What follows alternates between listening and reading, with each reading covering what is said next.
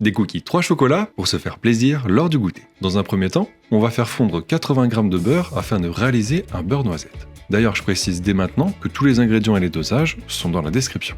L'objectif ici va être de faire fondre le beurre sur feu doux et d'atteindre une belle couleur caramel. Dès que le beurre commence à foncer, c'est que vous y êtes presque, donc après quelques secondes, vous pouvez le retirer du feu pour ne pas qu'il noircisse. Soyez vigilant parce que ça va très vite. Ensuite, on va couper en morceaux nos différents chocolats. Personnellement, je vais les couper assez gros parce que j'aime bien lorsqu'on a des vrais morceaux. C'est plus joli visuellement et c'est plus gourmand. Si vous ne voulez pas plusieurs chocolats, vous pouvez simplement en mettre qu'un ou même ajouter des noisettes concassées.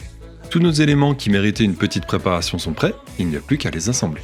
Dans un grand récipient, on va mettre du sucre blanc, de la cassonade, une pincée de fleur de sel et notre beurre noisette. On mélange une première fois, puis on ajoute un œuf en fouettant rapidement, sinon les sucres vont commencer à le cuire. Une fois la préparation légèrement blanchie, on peut tamiser la farine accompagnée d'une demi-cuillère à café de bicarbonate de soude. Cette fois, on va uniquement mélanger à la spatule et pas au fouet afin de ne pas trop travailler le gluten présent dans la farine. Ça risquerait de rendre nos cookies un peu pâteux. On ajoute nos pépites de chocolat et on passe à la prochaine étape qui sera facultative. Ici, je vais vous montrer la technique du boudin qui est assez répandue, mais si vous ne connaissez pas, vous allez voir, c'est vraiment pratique. On va tirer du film étirable et déposer une partie de notre pâte dessus. On va bien la disposer en long en laissant un peu de film dépasser de chaque côté. On serre autant que possible et ensuite il n'y a plus qu'à prendre nos extrémités et faire tourner pour avoir un beau boudin bien serré et bien formé.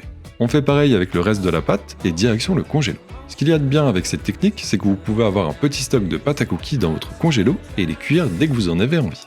Là, j'ai laissé ma pâte une petite heure au froid pour vous montrer. On a juste à dérouler notre boudin et couper des belles tranches d'à peu près 1,5 voire 2 cm. L'avantage, c'est que si notre boudin est bien arrondi, bien régulier, on a des belles tranches toutes rondes qui donneront des cookies directement bien formés. Plus qu'à les déposer en quinconce sur une plaque avec une feuille de papier cuisson pendant 10 à 12 minutes à 180 degrés. Une fois cuit, il n'y a plus qu'à en profiter. Si la recette vous a plu ou si vous la refaites, n'hésitez pas à me le dire dans les commentaires et à vous abonner pour me soutenir. Régalez-vous bien et bon appétit!